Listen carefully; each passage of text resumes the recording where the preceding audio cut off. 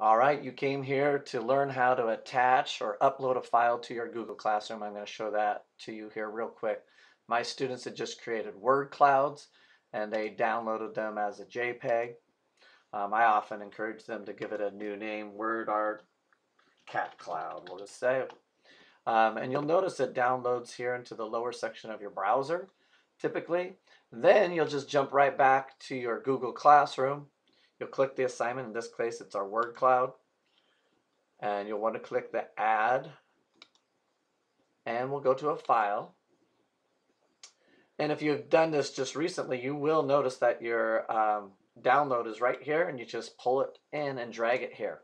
Now that's the simplest way, but many of you maybe had already saved a project and it's not right there. So in that case, you'll have to click add and go to file.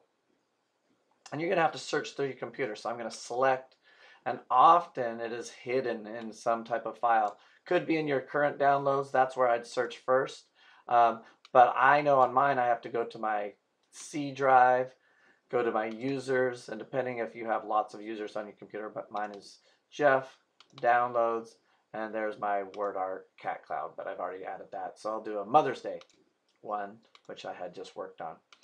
And you'll notice that you can add multiple files to your Google Classroom, and then you'll simply click Turn In.